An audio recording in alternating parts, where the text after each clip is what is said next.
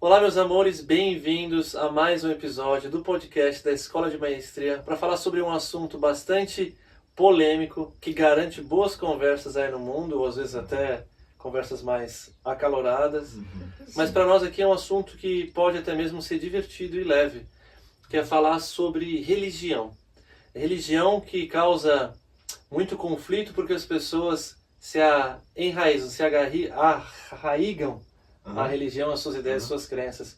Mas antes de eu já ir falando, explicando o que eu acho, eu vou perguntar pro meu amado Astar Erencheram. Aliás. Arro. Sanda Kumara. Miane. Carol. Arutasham. Uhul. Então, meu amado, o Diga. que é religião para você? Como é a religião para você antes de vir para cá? E o que é religião hoje, principalmente? Olha, pra mim já se passou muitas opiniões sobre a religião. Arro. De antes, ao longo também dessa caminhada antes de eu vir pra cá, houve certas mudanças. Houve várias mudanças, Arro. mesmo naquela época. E hoje, com certeza, mudanças mais estabelecidas, por assim dizer. Uhum. Mas eu, por exemplo, eu vim de uma família católica, né? Estudei desde os meus 6 anos até a minha adolescência em um colégio de padres, Arro. católico, mas mais aberto hoje em dia, né? Não Uhum. algo muito... Uhum. Acirrado, fechado. Mas... né, tive todos os processos, né? Crisma, não sei o quê, todas essas etapas, mas eu nunca fui muito chegado a isso. Uhum. Porque desde sempre eu pude perceber que a igreja, por exemplo, ela sempre tinha, todo domingo, as mesmas falas, as mesmas leituras. Isso pra mim sempre foi algo desanimante, sabe? Entediante. Né? Entediante. Uhum. E eu tinha essa visão da religião de forma geral. Poxa, não, Uhum. religião é algo chato, é algo que não me agrega muito. Arro.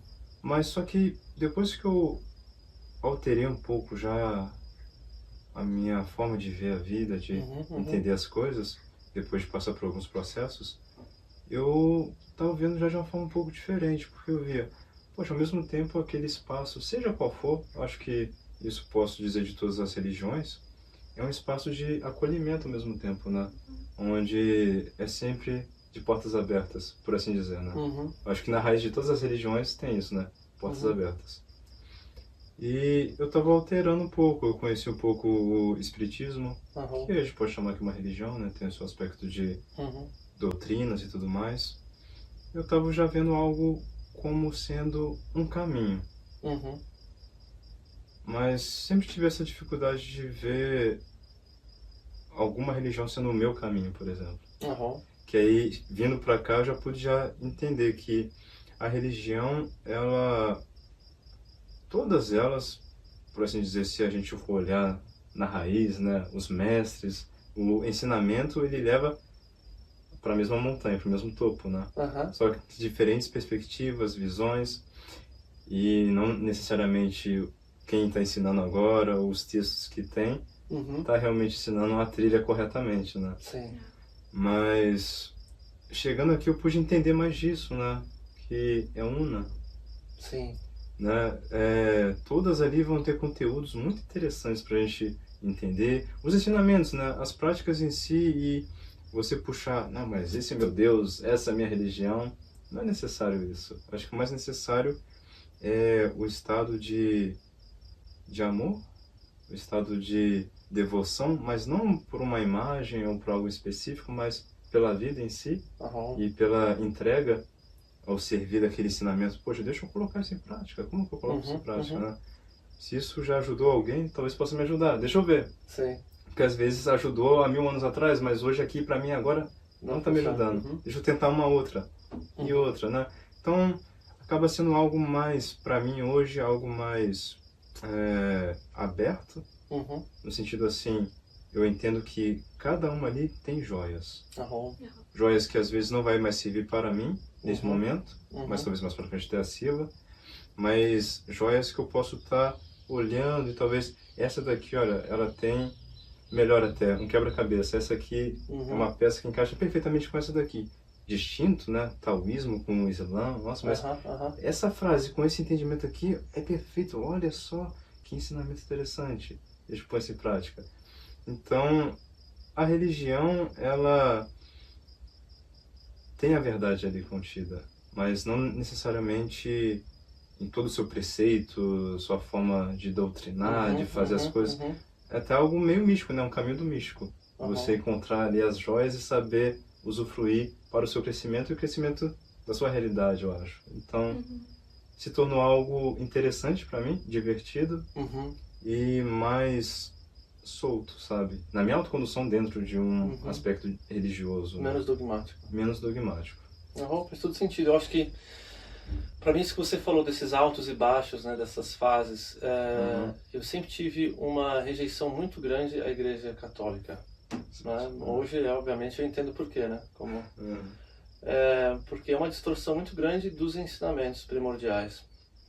Sim. E o meu superior já me falou várias vezes, né, mesmo antes de ele se revelar e totalmente dizer, né, quem ele é, o que ele representa, né, ele já me dizia que eu tinha um papel importante, que era vivenciar certas experiências e passar essa informação de volta.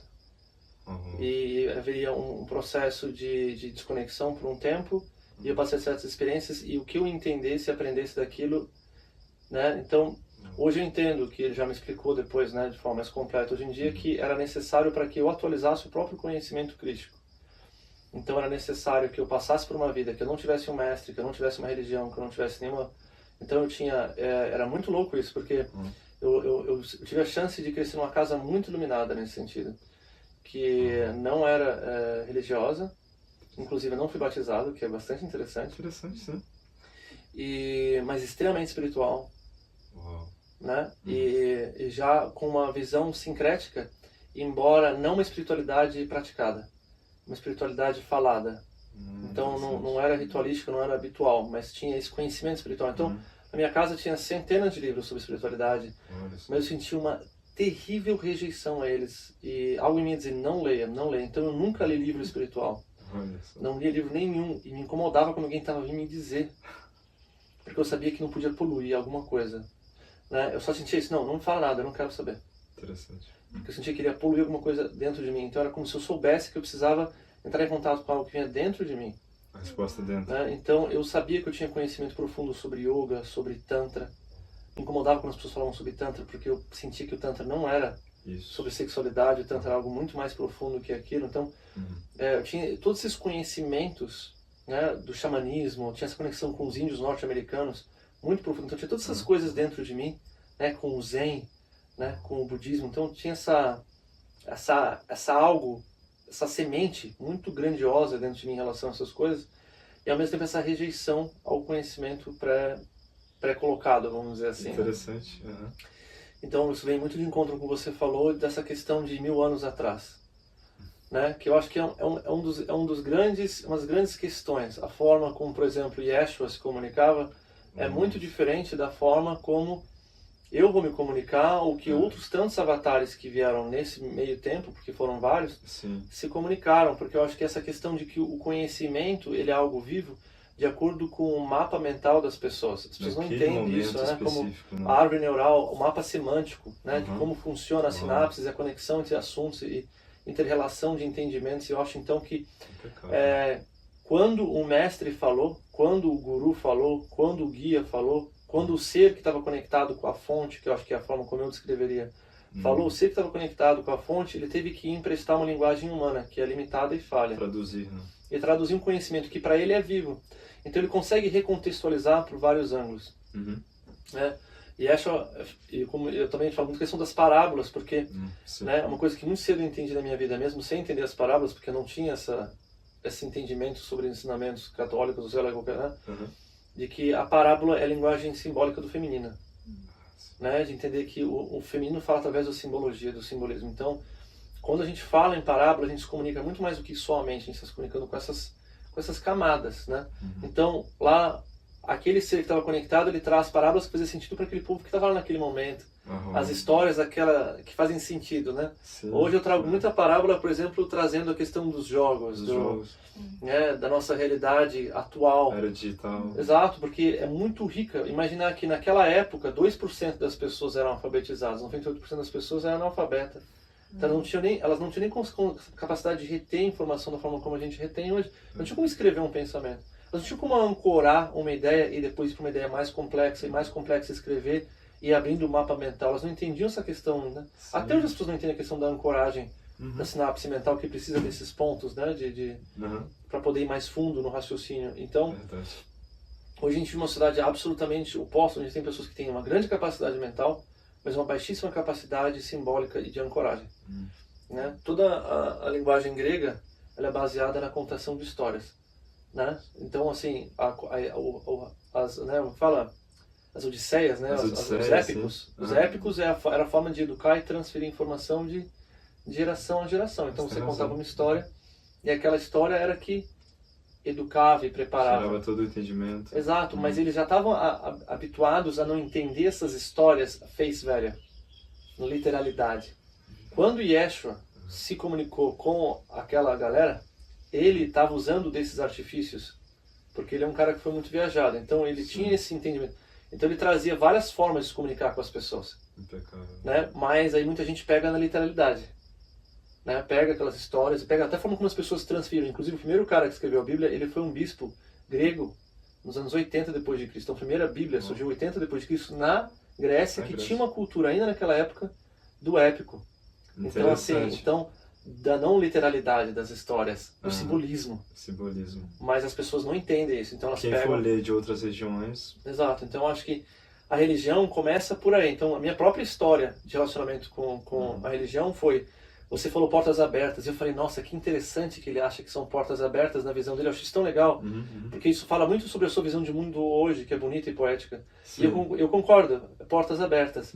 E ao mesmo tempo na ideia, né? Mas aí, mas sempre que eu estive dentro de alguma experiência, como foi ficando mais velho, depois que eu já estava, depois dos 20 e poucos anos, que eu comecei a tentar entender meus amigos. Foi mais para questão de entender meus amigos, a tentar me aproximar. Eu não vi portas abertas, eu vi portas fechadas. Ou você pensa assim, você não pode questionar.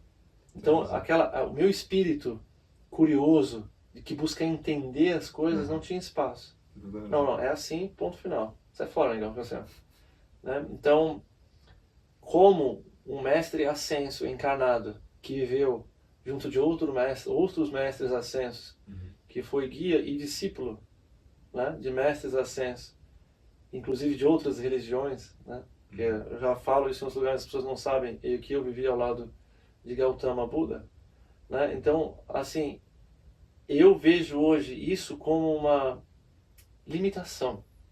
Interessante. E ao mesmo tempo eu vejo muitas bênçãos na religião, mas eu vou falar só isso por agora, senão né, eu vou deixar falar mais um pouco depois que a Miane falar qual que é a sua percepção sobre religião, a sua experiência antes e depois, porque às vezes pode ter sido bastante diferente também, né?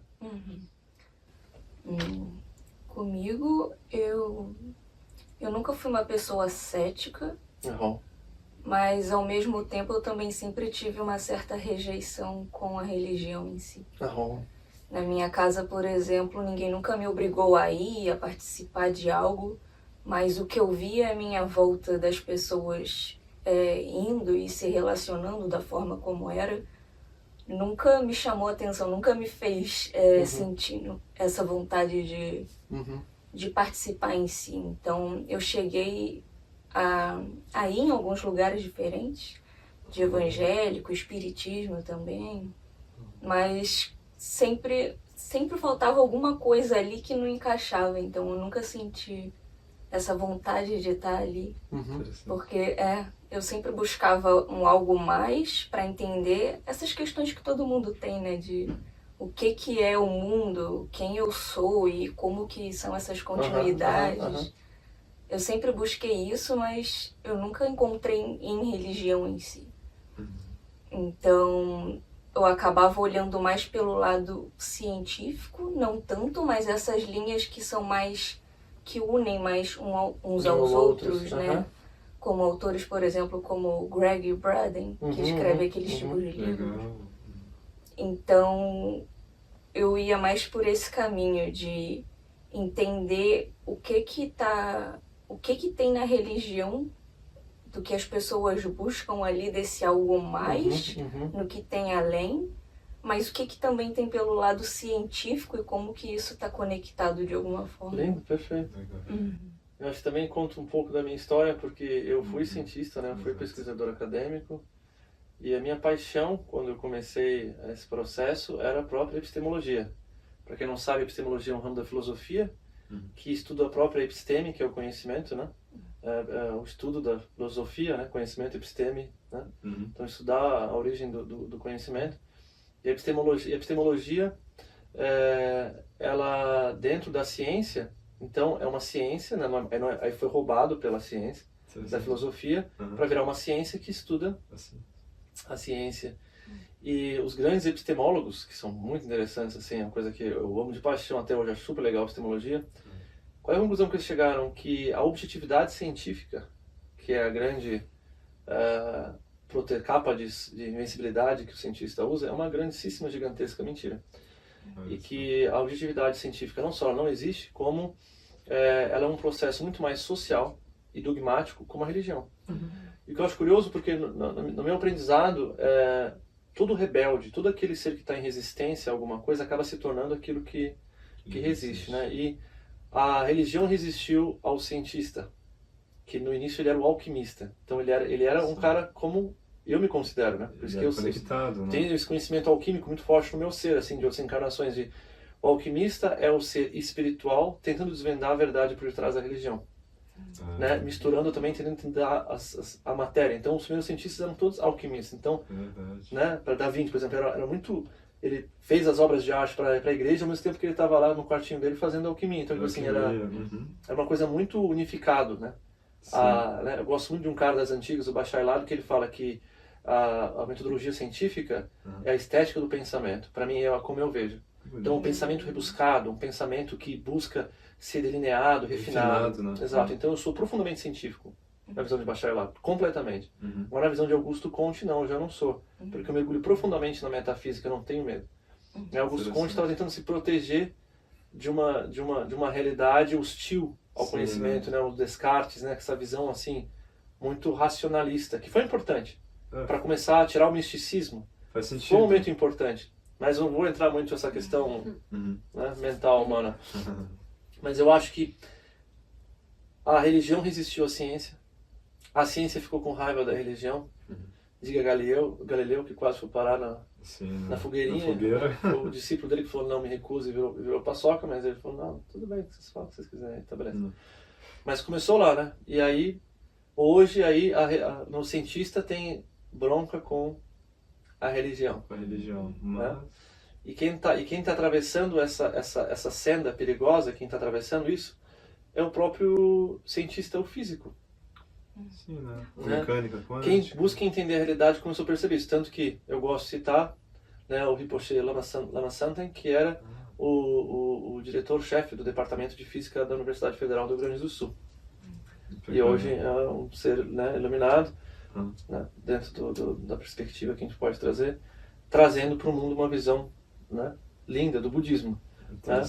E nas palavras dele dizia, né, que ele descobriu, né, essa questão do grande vazio, né, o vazio, né, essa questão de que tudo é vazio, né, que entre os átomos existe o grande vazio, que 99,999% do átomo é um vazio, né, assim, e o grande vacuidade budista, né, tipo assim, que tinha alguma coisa ali.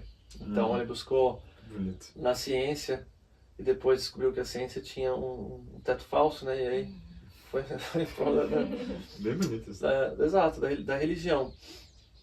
Mas eu ainda vejo que a religião e a ciência hoje em dia têm essa característica. É um processo social, dogmático. E eu acho que aí eu vou trazer um dos aspectos, né, que eu acho mais severos que as pessoas têm dificuldade de entender. É que nem é um processo psicológico, né, temos assim, neurocientíficos, a gente usa até a própria ciência para explicar a ciência, né, de transferência do senso de eu para coisas externas. Então é aquela coisa assim, sabe o cara que, the guy who likes sports, you know, like a football team, a soccer team, whatever, vai e tem profunda identificação com o time de futebol, né? Aí hoje vai ter o time lá, vou já só lá pro Corinthians, Palmeiras, São Paulo, Flamengo, seja lá o que for, né? Considera parte da minha vida, né? Minha vida isso. Exato, não, aí o time perde. Nossa. Puto, o cara fica deprimido, fica com raiva, né? É verdade. Joga pedra no cara que passava com a camiseta do outro time, assim. Eu tive essa fase. Não, mas é sério. Interessante. Você passou por várias fases, né? E aí tem essa transferência do meu senso de eu pro time. Então, o meu corpo agora é o time. É só 11 carinhas jogando no campo, cara. Não tem nada a ver. Assim, é 11 caras jogando num negócio verde, correndo atrás de uma bola. Se você olhar objetivamente, é ridículo. São 11 caras que nem louco correndo atrás de uma bola. Tipo assim, nossa, que banda de louco. Se fosse um alienígena ver aquele negócio. Mas pra gente que entende o que é, minha vida tá em jogo. Se aquela bola for parar dentro daquele quadro, daquele retângulo, meu dia tá feito. Se não parar lá, é o fim do meu dia. Assim, e se parar do outro retângulo, meu Deus, o mundo acaba assim. Né? Mas aí tem um processo. A gente entra na hipnose da realidade, a gente acredita na hipnose, a gente se identifica tanto, tem uma transferência de senso de eu, e aquilo é uma extensão do meu corpo agora, do meu eu. Né? E aí o que acontece com a religião e a ciência? Que o meu senso de... Aí os chakras, aí entra um conhecimento mais profundo de entendimento de chakras, é que o meu existir fica vulnerável, o meu chakra Muladhara fica vulnerável, se eu não sinto segurança e estabilidade. E a segurança e estabilidade vem da previsibilidade do meu ambiente.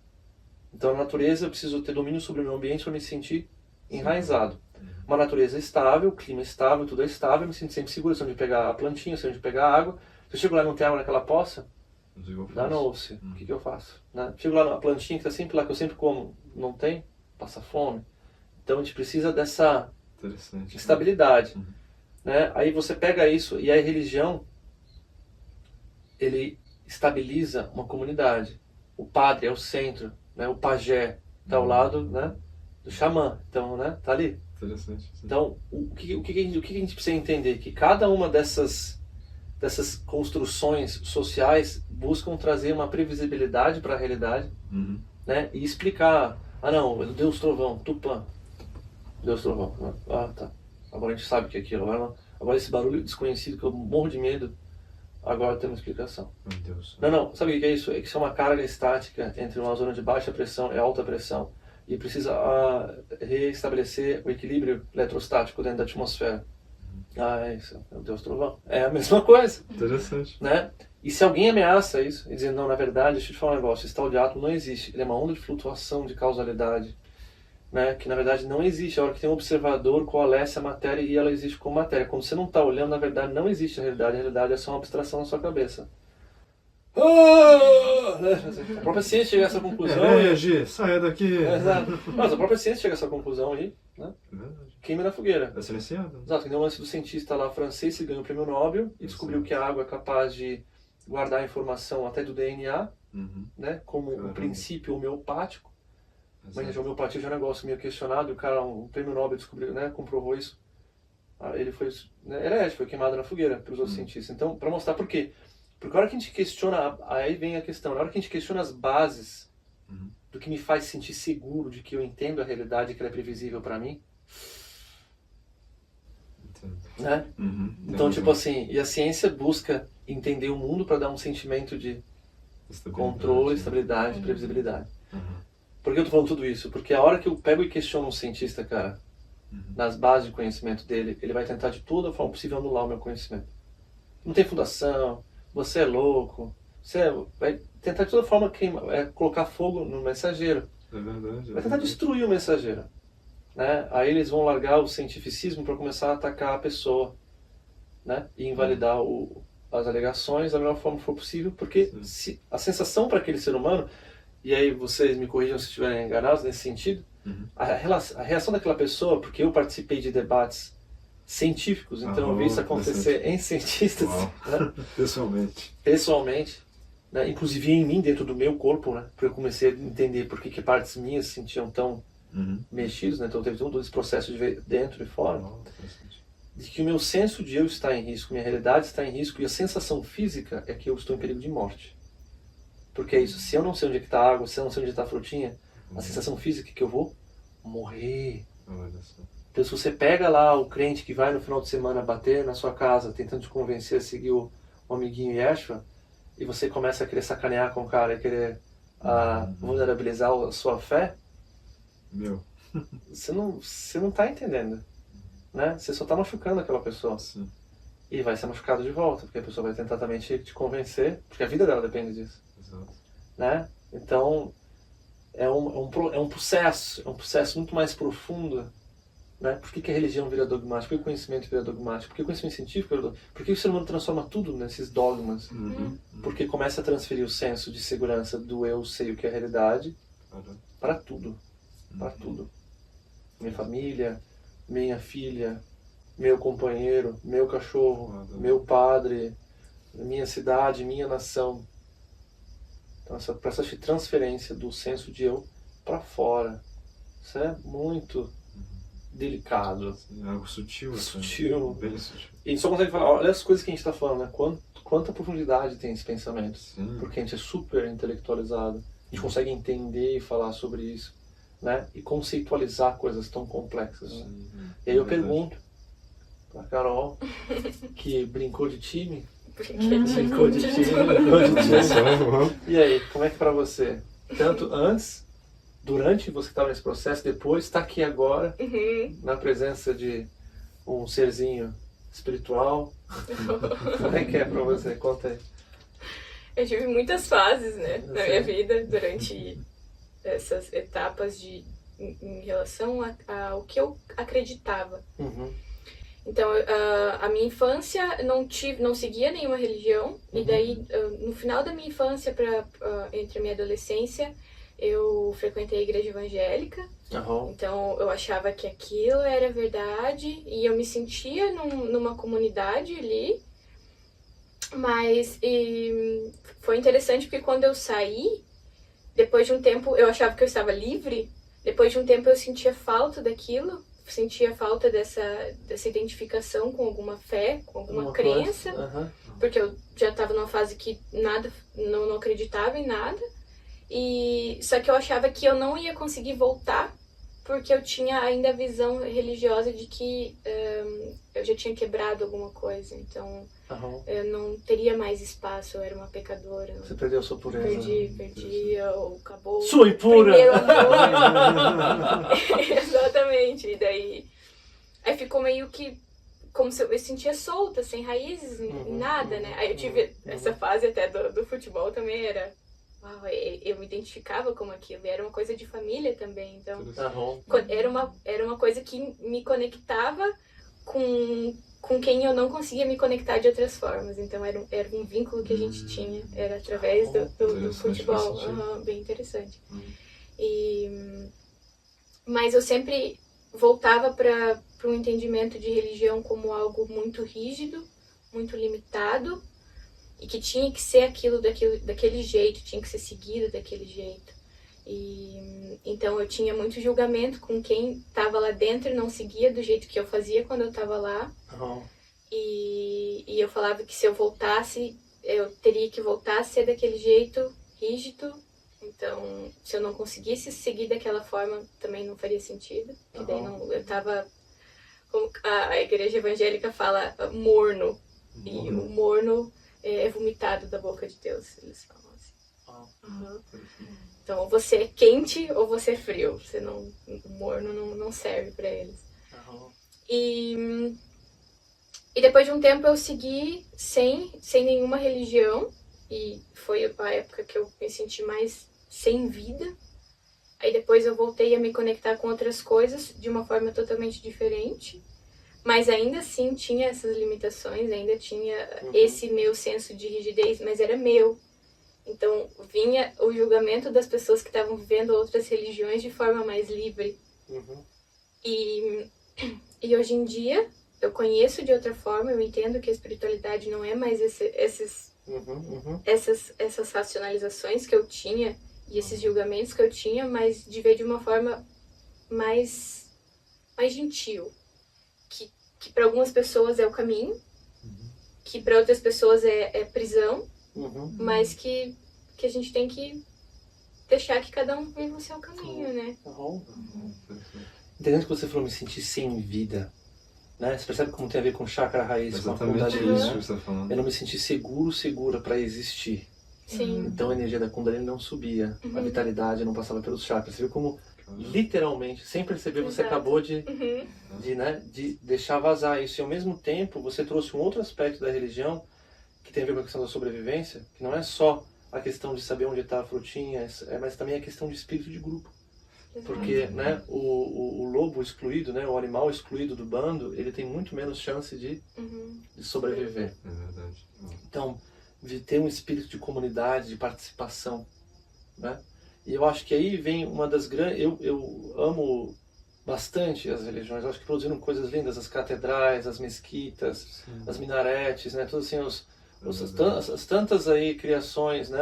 As pagodas e os templos zen do Japão e assim por diante, né? A gente poderia dizer assim, tanta beleza, obra de arte, tanta riqueza a religião trouxe para o mundo, né? E obviamente também trouxe as outras partes, mas eu não vou focar nisso, que são as guerras, os conflitos, né? Sim. Mas eu acho que vale trazer que é justamente essa beleza. Por exemplo, eu gosto bastante do Testemunho de Jeová. Eu não gostava, eu tinha paura de qualquer igreja, né? Mas conforme eu fui amadurecendo, eu comecei a ver a beleza em todas elas. Né? Eu acho que tem muita beleza o Testemunho de Jeová, mas ele tem uma impiedade anticrística terrível. Que se a pessoa ela comete algumas falhas, ela é exilada da igreja e exilada da família, de todo mundo. Então, isso é contra os ensinamentos deixados. Né? Mas por que isso existe? Porque foi cooptado o ensinamento para criar um espírito de segurança, de família, de comunidade. Então, o que torna muito abençoado para a nossa sociedade ter a igreja, né? Que traz um espírito de união e comunhão, né? O coral. O coral é uma invenção da igreja, vamos cantar juntos, vamos criar um espírito de uma voz. Né? Lindos corais, coisa linda, maravilhosa. Quantas músicas lindas tem nos corais, né? Sim. Os cantos, né? De Maomé. Lindo, maravilhoso. Sim, o lindo, todos olhando em direção ao sol, né? A grande fonte de luz dessa ilusão aqui, sistema solar, né? Interessante. Então, assim, tem coisas lindas que unificam as pessoas, mas também segrega. Por quê? Porque o que torna poderoso, que é criar essa cola social, é o que torna também perigosa a religião. Porque ela cria através de uma identificação profunda com o dogma. Então eu brinco, né, que quem provavelmente me colocaria de novo na cruz seriam os próprios evangélicos, que mais seguem a mensagem. Por quê? Porque existe uma identificação com muito mais com o que me faz sentir seguro do que com a verdade do ensinamento. Então eu estou diante da verdade do ensinamento, mas a verdade do ensinamento me deixa extremamente inseguro. Queima o ensinamento. queima o ensinamento e deixa eu ficar com o dogma, porque o dogma me faz sentir bem, você não. Você me faz sentir extremamente inseguro, cara. Desculpa, Sandra, escutar você falar me deixa em estado de desespero. Pelo amor de Deus, não fala nada, fica quieto. Né? Assim, eu não quero te pregar, mas se você falar demais, eu já tô com o martelo na mão, assim, ó. Não chega perto. E não é maldade. Né? Perdoai-vos, pais, não sabem o que fazem, porque não sabem mesmo. Eles não entendem bolhufas, né? E como é que Yeshua explicar essas coisas? Não tinha como explicar. Né? Mesmo sendo quem ele era, que eu nem vou entrar nessa celeuma, né? Sim. De quem realmente é Sananda Kumara, mas entender que não tinha como transferir aquele conhecimento. Ele não tinha chance de criar algo naquele momento. Ele veio para nós hoje. Ele veio para 2000 anos no futuro. Né? Ele sabia que ele seria o processo. Era necessário. Entendeu? Mas a semente foi plantada. Né? Então, assim como Buda também, né? Siddhartha e tantos outros, né? Já era profetizado que ele ia vir. Né? O pai de Buda sabia que Buda seria. Né? Então, assim, tudo isso já estava sentenciado por uma orquestração de seres mais conscientes, mais espertos. Né? Então, não vou entrar nessa também, mas acho que a questão é de que a religião ela tem esse poder de criar união e de sentenciar uma positividade social, uma construção mais articulada entre as pessoas, mas hoje que a gente está no momento de desarticulação, é muito louco, né? ela tem dois efeitos. Ela é quase como cortar as asinhas da borboleta, a religião. Interessante, sim. Ao mesmo tempo que ela tem uma estabilidade tremenda para a lagarta. Então a lagarta se sentindo extremamente segura com a religião. E a religião vai lá e corta as asinhas. Tá? Assim, não, você não pode ver a borboleta. É interessante isso. É interessante. Claro, mas aí que vem a beleza de entender que é você, pastor, é você, líder dentro de um centro espírita, é você de uma casa de umbanda, é você que está na mesquita, é a pessoa, é o líder religioso que tem o poder de saber e entender o ensinamento, porque quando alguém que realmente está conectado ao espírito, ela está na presença de alguém como nós, como eu, ela sente a presença do divino, ela sabe a verdade, embora às vezes tenha pavor, porque né, pode ser ameaça ao meu poder. Então, mas se a pessoa transcende isso e vê como um grande aliado, e busca o verdadeiro ensinamento, e busca aplicar e compreender, e se tornar uma referência para aquelas pessoas que ele traz estabilidade, então daí ele traz estabilidade para a lagarta, mas ele também vira uma ponte de transformação para que essa lagarta vire borboleta. Então, em vez de cortar as asas das lagartinhas porque elas estão indo longe demais, ele pode começar a empoderar, né, e ensinar esses seres a se transformarem. É onde a gente precisa ir. A gente precisa se unificar, todas as fés, todas as religiões. Né? Eu sou apaixonado por Rumi, né? Que é um muçulmano sufi. Ele toca a melodia para o meu espírito. É o mel, o néctar dos néctares.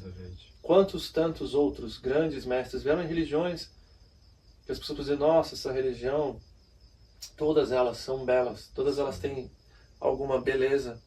E agora é hora de a gente parar de olhar por um vitrô quebrado, por um vidro trincado, de pessoas que não tinham capacidade de absorver o conhecimento total, né? E começar a entender. Tem a história dos 5 cegos, né? E todos eles estavam segurando um animal de um lado, e um dizia, não, né, isso aqui é uma cobra, porque segurou a tromba do elefante. O outro segurou a orelha e falou, não, isso aqui é uma raia. O outro segurou, não, perto disso aqui, isso aqui é uma vaca gigante, assim. O outro segurou o rabo, isso aqui não, isso aqui é um leão, né? E aí alguém que estava com a visão completa disse assim, não, isso é um elefante. Então, os profetas, cada um deles, às vezes até viram um quadro inteiro, mas eles tiveram que usar a linguagem humana daquele momento da história da humanidade para traduzir o conhecimento. Se eu tive que renascer para conseguir atualizar o conhecimento crístico, né, e eu não precisava fazer nada além disso, né, deixar claro, isso já foi dito em outros momentos, outras canalizações, eu não precisava fazer nada além disso, eu escolhi dar um passo além. Então a minha missão, ela já foi cumprida no momento que eu nasci e passei pelos meus perrengues individuais, né? Gerou tudo a base, né? Gerou a base de atualização do conhecimento, por quê? Porque isso vai para o inconsciente coletivo. Né? Para quem entende um pouco dessas coisas, fica óbvio. Então, eu saber é o suficiente, porque eu sou um grande avatar. Então, meu conhecimento se espalha pelo Matrix que nem fogo. Né? Então, durante a noite, né, eu estou em todos os cantos do mundo, a noite inteira. Né? Nossa, por exemplo, passei em vários lugares, né? Vários sonhos bem bizarros. Conversando com várias pessoas. Então, assim, essa parte já foi feita. Tem muita gente absorvendo o conhecimento. Sim, e transmitindo. E transmitindo, e retransmitindo. Então essa parte foi feita. Agora, o que a gente precisa é ter essa compreensão de que cada um desses profetas estavam corretos. Todos eles estavam verdadeiros, mas tingidos pelas suas limitações de linguagem, de cultura. E que agora a gente precisa pegar e unificar o conhecimento. E tirar as distorções do que estava equivocado. Tirar os extremismos, né? Tipo assim, lembrar que a Igreja Católica resolveu banir o padre com esposa porque eles estavam ficando incomodados que o dinheiro ia para a hereditariedade, que o dinheiro da igreja se dispersava na família do cara. Então foi uma forma de preservar a instituição e não a cultura crística. E aí gerou distorções. Porque essas pessoas precisam de conexão, precisam ancorar, precisam de enraizamento. Onde é que elas vão buscar esse afeto? Aí começa uma dificuldade tremenda com a sexualidade. que vira um problema obsessivo para o padre, que agora não pode se expressar, e se expressa é pecado, não tem lugar seguro para expressar isso, e ele começa a perseguir todo mundo, porque o oprimido oprime. Exato. Nas leis, o oprimido oprime. Se eu sou oprimido, eu vou oprimir os outros. Então, de repente, agora veio todo um bando de opressor de qualquer movimento. Então, assim, tadinhos, né? É fácil julgar a ponta dela, porque a igreja católica, porque o padre. Cara, para com isso. Você decidiu dedicar a sua vida ao grande espírito. Né? Decidiu a sua vida ao serviço, um ser lindo, mas que ele não teve a chance. Não foi dada uma oportunidade para ele ser pleno. Ele foi tolhido, literalmente capado. Logo no primeiro momento já lhe foi tolhida a oportunidade de ser pleno. Não que alguns não encontrem a plenitude, porque existem formas de fluir essa energia e a compaixão crística de outras formas, mas isso requer muita maestria. É mais fácil se sentir oprimido do que se sentir plenamente iluminado, puxar essa energia pelos chakras e encontrar a plenitude e se mover um pingo dessa gota. Então, usando assim que isso vai para todas as religiões, dando o exemplo de uma, né? Perfeito. Então, acho que todos os grandes amados que estão escutando algum dia essa canalização e vão escutar e vão lembrar, né, de Santa Kumara dizendo: é hora de unificar, de absorver o conhecimento verdadeiro, transcendentalizar, incorporando, porque é o que eu falo, eu brinco que religião é espiritualidade sem corpo. Sim, né? Sem raiz. Sem raiz. Por quê? Porque está substituindo o corpo, né? Substituindo o chakra raiz, né? Então tenta ser um substituto, um gesso. Não funciona. Né? Então, a espiritualidade é quando a corporalidade está enraizada.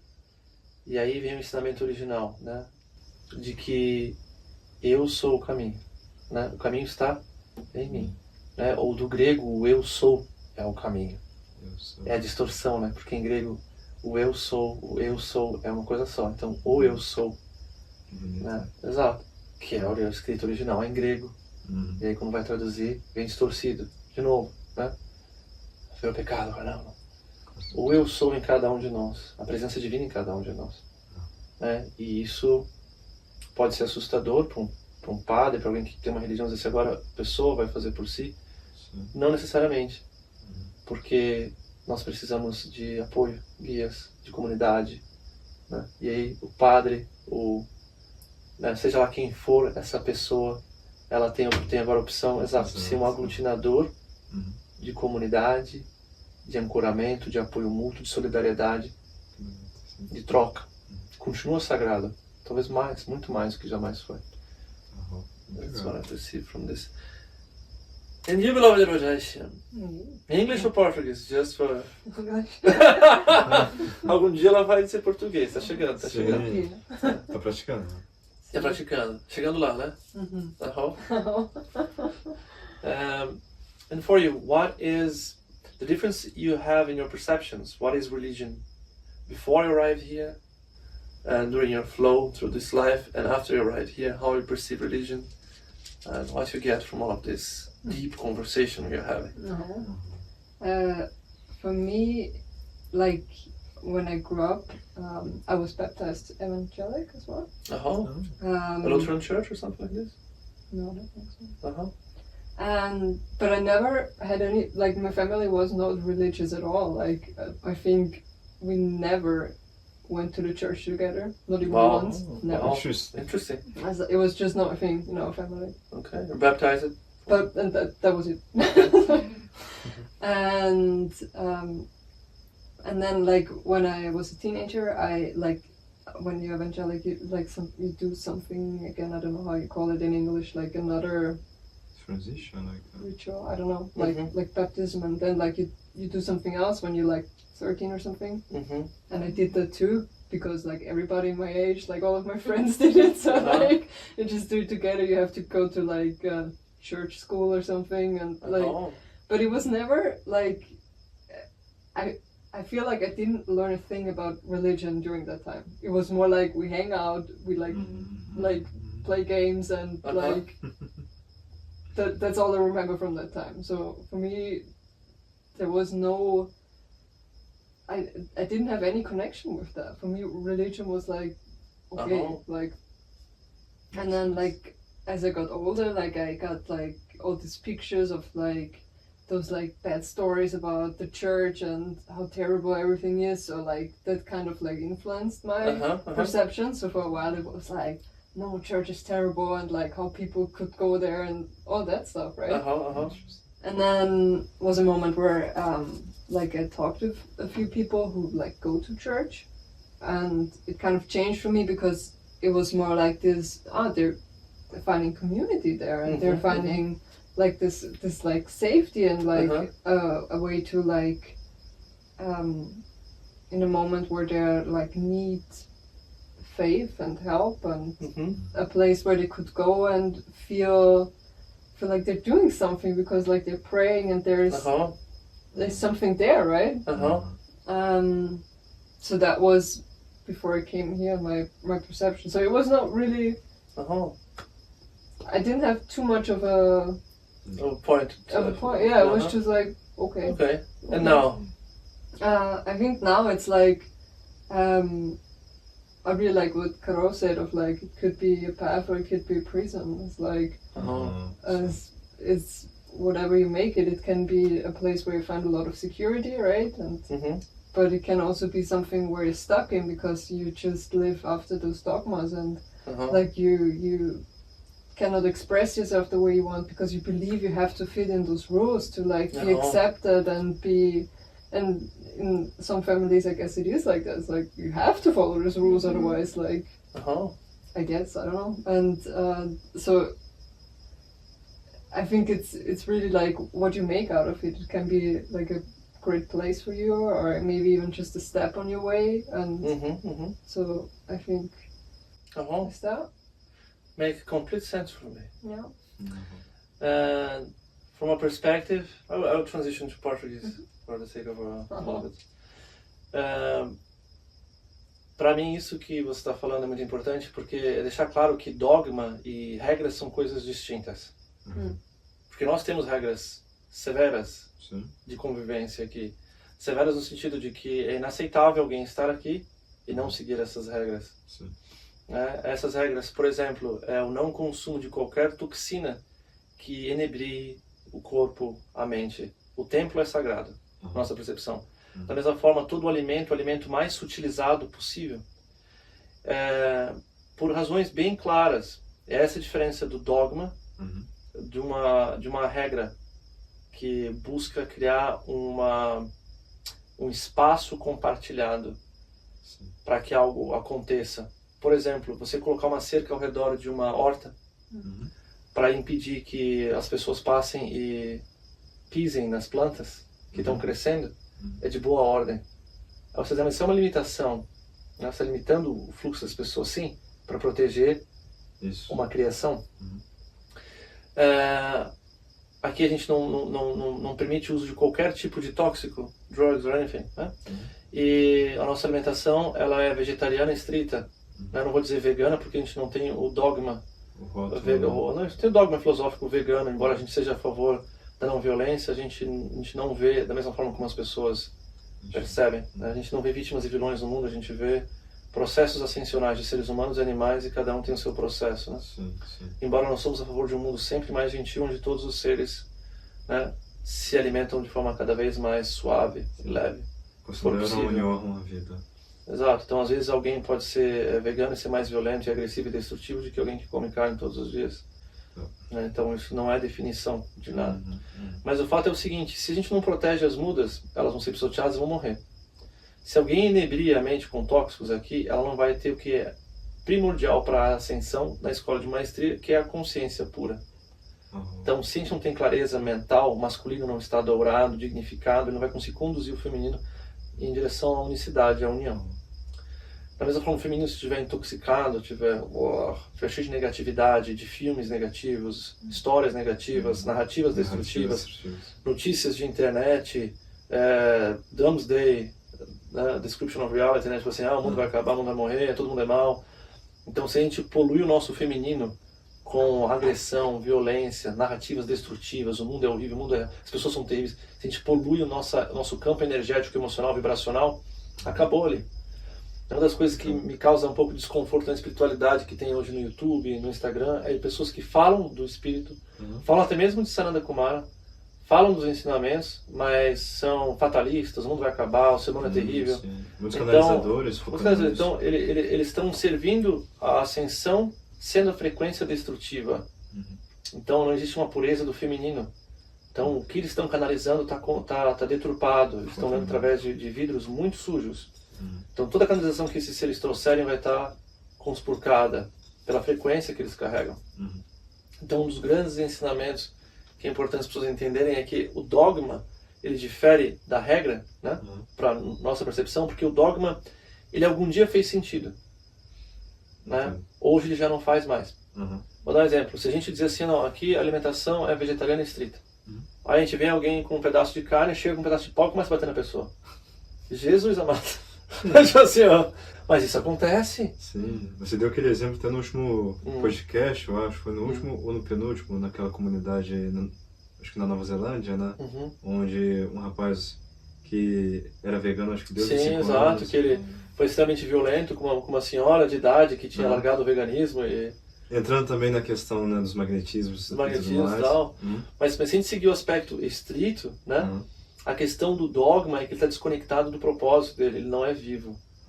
Ele não é principiológico, ele não está tentando criar algo específico que é entendido por todos. Então a pessoa, ela é livre para ser o que ela quiser, na nossa opinião. Se ela quer se intoxicar com negatividade e drogas lá no mundo, faça.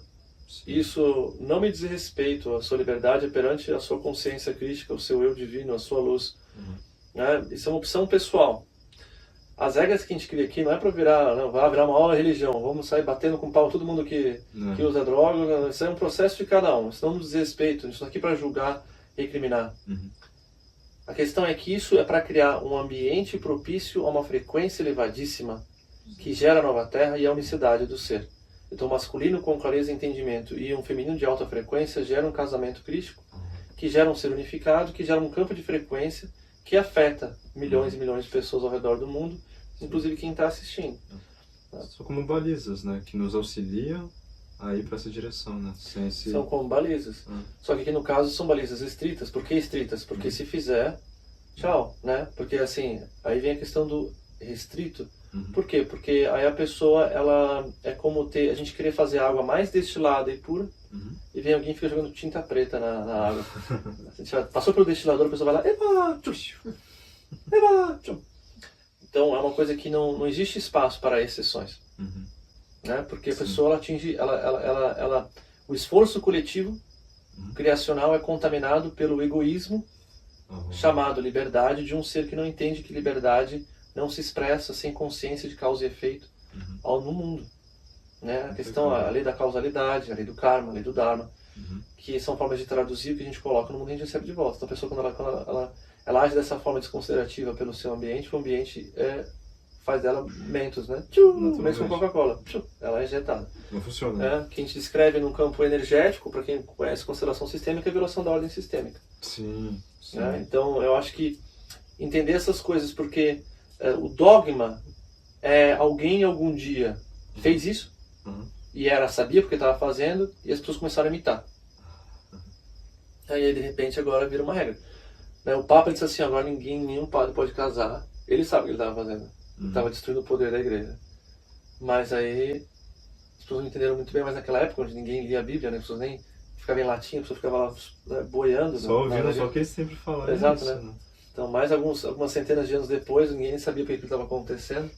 Né? Acharam que o padre tem que ser puro. Não pode ter mulher, tem que ser puro. Um santo. Exato. Um santo não pode ter a Sagrada Comunhão fora. Olha que coisa pecaminosa, né? Não! Ai! Mas não entende, aí virou dogma. Sentenciou a morte, a beleza daquele ser que agora ele vai ter que ser um ser de sacrifício. Compaixão por todos eles. Compaixão, porque eles foram para um processo de sacrifício para servir a consciência divina, a consciência suprema. É uma decisão política, virou uma decisão que sentenciou incontáveis seres a um conflito ferrenho dentro de si, que hoje faz parte, esse rasgo está em todos esses servidores da luz.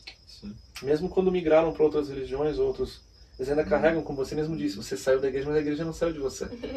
Não é verdade? Exato. Né? E lembrar que a igreja evangélica, a igreja luterana, a igreja de resistência, ela surgiu da igreja católica. É verdade. Então ela ainda carrega na sua semente parte desse estigma, desse conflito, desse luto, pelo que foi perdido com essas escolhas, com essa sentença. Então, eu não estou aqui para apontar o dedo para nada disso, mas para chamar a atenção que o dogma ele surgiu de movimentos ambientais, né? Baseado em tudo aquilo que estava ocorrendo naquele momento, naquele instante. Né? Exato, é que nem imaginar que uma comunidade que era proibido, né, usar água para qualquer coisa, a não ser para beber, porque estavam sempre em seca. Durante 50 anos tinha uma grande seca naquela região. Mas agora chove todo dia, chove pra caramba, mas não. Não pode. Não pode. Perfeito exemplo. É, porque não tá mais conectado com a vida. Perdeu, desconectou. Por isso que dogma é uma regra desconectada do seu princípio. Ela não é princípio lógica, ela não está mais conectada com o seu princípio, o seu aspecto norteador, a vida que conduz a vida. Então, para nós, né, a vida precisa sempre ser honrada. O entendimento da vida, o que está vivo e por que a gente está fazendo o que a gente faz.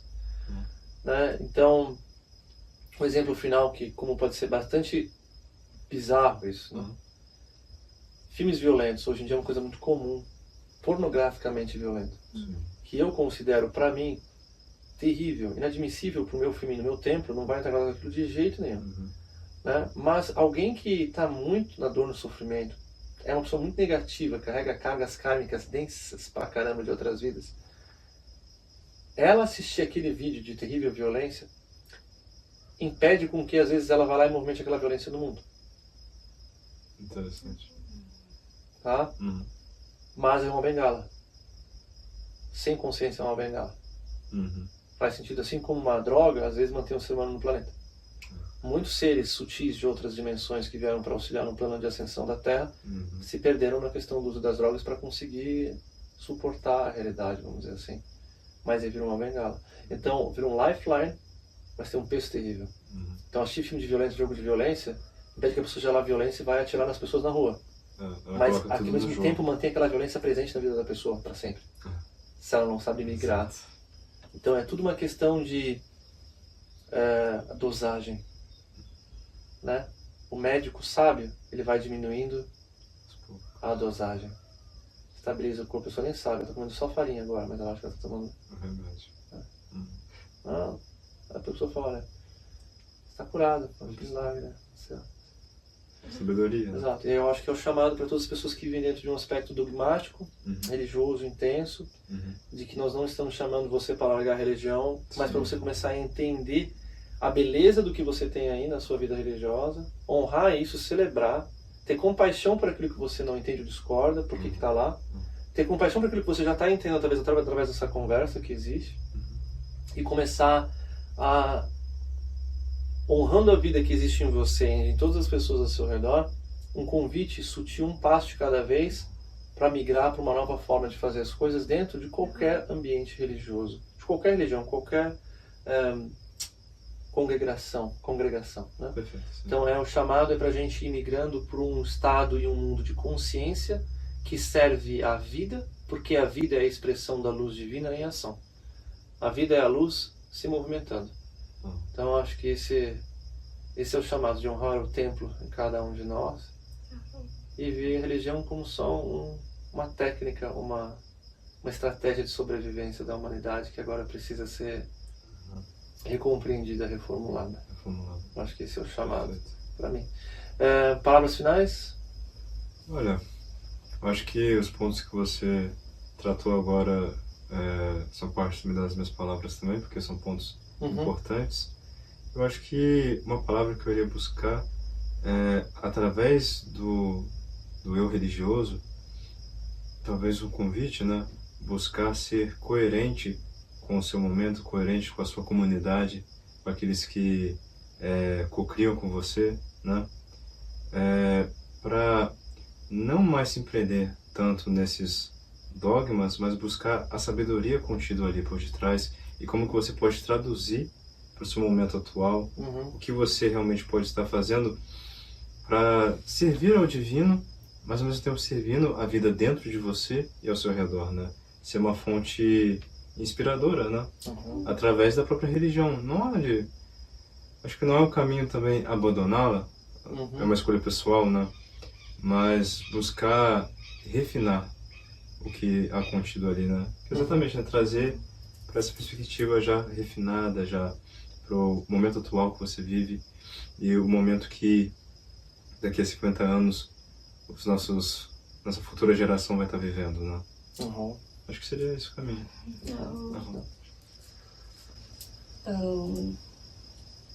Acho que o que eu traria é para compaixão e um não julgamento consigo mesmo e com os outros, independente de religião ou qualquer escolha, porque independente da forma que você viva ou do que você vê como a sua verdade nesse momento, é importante a gente trazer essa compaixão dentro da gente, com todos os seres e com nós mesmos, e é isso, sem julgar e receptividade. Sim, receptividade, esse acolhimento com todo mundo, sem, né? Perfeito, né? E você? Eu diria que discernimento é uma coisa que eu buscava muito, que eu continuo buscando, quando eu senti que eu precisava de novo ter alguma ligação com a minha fé, mas eu não conseguia ter discernimento total de tudo que estava sendo trazido, porque a gente tem a tendência de aceitar tudo como nos trazem sem querer buscar por si mesmo e ver com consciência o que está fazendo sentido para a gente. Então, separar o joio do trigo, né? Ter o discernimento do que você está vivendo, de uma consciência mais elevada, para ver se isso está alinhado com que realmente tá o chamado da sua alma. Ainda. Vou trazer o contraponto a isso. Ter fé. Confiança absoluta, porque não espere a perfeição de um mundo ainda imperfeito. Todas as religiões e todos os caminhos não religiosos possuem desafios e limitações. Mas quando a gente põe a nossa fé total no Espírito que habita o nosso corpo e que habita toda e qualquer fé ou religião, se torna um portal para se tornar um ser iluminado. Por isso que existem seres iluminados em todas as religiões. Porque a fé no Espírito, no Divino, que vivifica todas as coisas, abre todas as portas. Então eu acho que a fé e o salto dentro, interno, e ir com toda a força em direção a isso, há de abrir todas as portas e honrar todas as religiões, todos os templos, todas as formas, e honrar a partir de si, como o principal templo por onde a vida do Divino se expressa. Uma grande compaixão por si e por todos os seres, pelas próprias imperfeições. Se não existe, se a gente exige a perfeição das religiões, é porque a gente está se exigindo ser perfeito. E eu acho que a perfeição é algo que não faz sentido. Mas ser impecável, que é ter esse amor profundo e contínuo por si, buscar sempre refinar, ser a melhor versão de si e permitir que isso se transforme de erro, em acerto em acerto. Eu acho que esse é o caminho, porque no final do dia todos vamos acabar chegando à mesma conclusão, porque a gente vai chegar ao mesmo centro, no centro do centro do centro do nosso ser, que é a nossa centelha divina, nosso eu eterno, e nos encontraremos todos juntos de mãos dadas ao centro. And you, beloved, what you want to leave as a beautiful message to all of us? What came to me is what you said the other day to me, of we live after all religions and no religions, because everything has something to take. There's something beautiful in every religion, and you take what is good for you, serves life, what serves life, exactly. Beautiful. Gratidão. E gratidão a vocês que participaram de uma conversa, de um assunto que se diz polêmico, mas que pode ser também muito importante a gente falar a partir de uma nova perspectiva. Com certeza. Para que a gente possa ressignificar e unificar dentro e fora. Que assim seja, assim, ó. Assim É. seja. Yupi! Tchau.